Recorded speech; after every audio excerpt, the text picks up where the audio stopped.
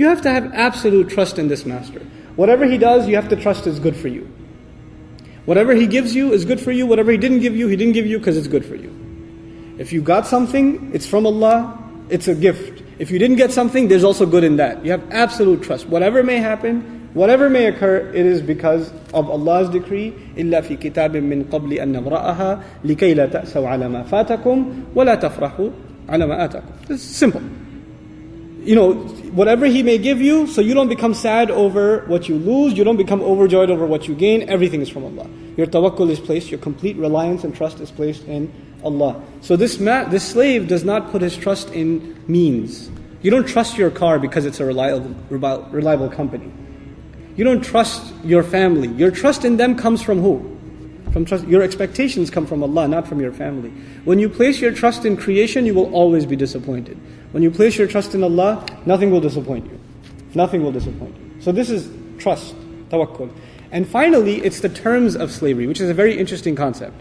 The terms of slavery means, in every relationship there are terms. The teacher and the student, there's a relationship. There's a relationship. And in that relationship, both parties have certain responsibilities. In a parent and child relationship, again, both sides have certain responsibilities, don't they? Employer-employee, both sides have certain understanding. You have to come to work at this time, you have to leave at this time, you'll be paid on this day, this is how much you will be paid. Do this, don't do this, there's terms. We understand that the terms of this slavery are not dictated by us. We understand that the terms of the slavery are dictated by him, the master.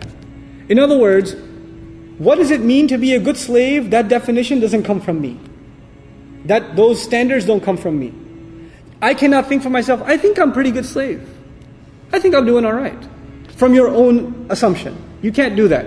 Those standards of what makes you a slave and what makes you a rebel, those standards are dictated by him and you have no hand in them.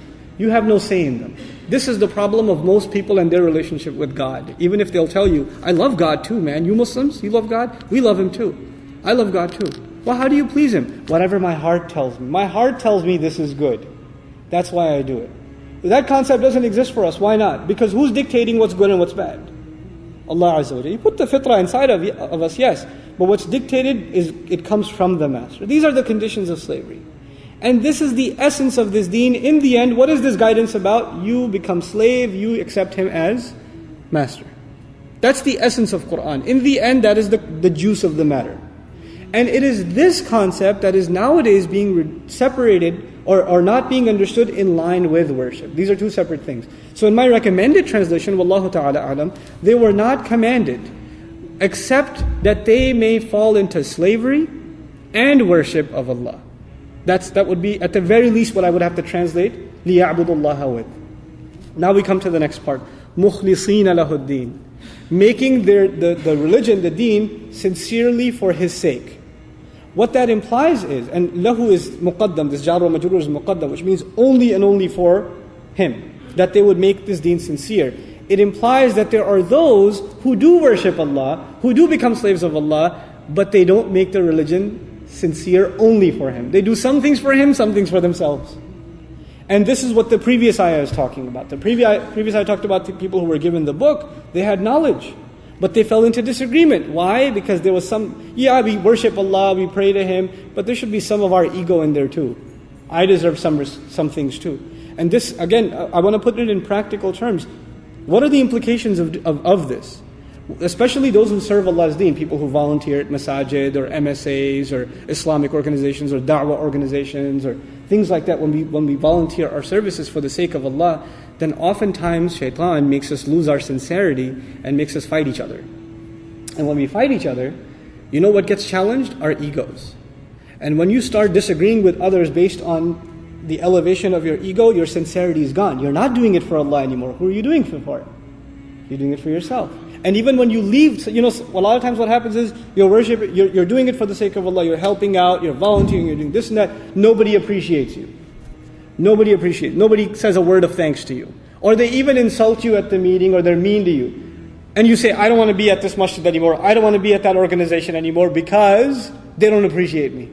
Because they were mean to me, because this or because of that. Why were you there? To be appreciated? Did you join this? Did you put these hours in? Who were you expecting to get paid from? Were you expecting that your salary is going to be, people will say, mashallah, really nice guy? Were your expectations from people, or were your expectations from Allah? Right? These are a pretty good gauge. This actually happens to people who take the mic. This is very scary for myself and for all du'at and speakers and scholars. When you take the mic enough times and you speak publicly a lot, most of the time people appreciate what you have to say. But sometimes people don't. Somebody comes up and says, I think you're wrong. I think you didn't say this right. This is absolutely incorrect. You're misguided. You're deviant. You're this, you're that, and the other. When you get used to being praised all the time, and somebody comes up and starts going at you, especially publicly, you know what you say? Forget it, I'm never speaking again. These people don't appreciate me. Who does he think he is? Etc., etc. Listen, when the messenger spoke, alayhi salatu wasalam, the ultimate da'i, when he spoke, most of the time he wasn't praised. Most of the time he was criticized. Most of the time he was ridiculed. And not some light criticism that I respectfully disagree with you. I don't think the tafsir is this. I don't think that hadith is this way. The things people would say was, you're insane, you're a liar, right? They'd poke fun at him. These are the kinds of insults that are hurled at a messenger, and look at his sincerity. He doesn't expect from them, he expects from Allah. He expects from Allah. So, وَمَا أُمِرُوا إِلَّا لِيَعْبُدُوا اللَّهَ مُخْلِصِينَ لَهُ الدِّينَ. This is very hard. It's easy to recite and say, sincere for making the deen completely sincere to him. SubhanAllah. Even look at the story of Iblis. It's crazy. This guy worshipped Allah for how long? You read the narrations? He worshipped Allah for a very long time. And even when he disobeyed Allah, over what? Allah said, إِنِّي جَاعِلٌ فِي الْأَرْضِ خَلِيفَةً. Isn't that the case? Allah was going to send a slave on the earth who was going to basically obey Allah Azza wa Jal. He's fighting for religious recognition. He wasn't going to get paid money. Why did he refuse this honor? What did this honor have to do with? Wealth? Power? What did it have to do with? All it was an honor Allah had given. وَلَقَدْ كَرَّمْنَا بَنِي آدَمَ. And what's this ikram? What's this takreem of Bani Adam? That they get to be Allah's slaves on this earth. That's it. And he's fighting over that. So religion can be a fight for recognition. And that happens sometimes within the religious ranks. This was a disease of Bani Israel, and unfortunately that virus has made its way, like the H1N1, into our community too. It's come in. The ikhlas is challenged. And the people of knowledge are the people that fall into disagreement. And so the cure, the disease mentioned in the 4th ayah, the cure mentioned in the 5th. وَمَا تَفَرَّقَ الَّذِينَ أُوتُوا الْكِتَابِ. The people who were given the book didn't fall into disagreement until after Al-Bayyinah came. And then the next ayah, وَمَا أُمِرُوا إِلَّا لِيَعْبُدُوا اللَّهَ مُخْلِصِينَ لَهُ الدِّينَ. حُنَفَاء. Hunafa. Now, the beautiful word, Allah gives an adjective to these mukhlisin, calling them hunafa. Al-hanaf huwa maylun an al-dalal ila al-istiqamah. Hanaf, the root word means to incline away from misguidance towards uprightness and being straight and remaining committed and not being distracted by any other distraction.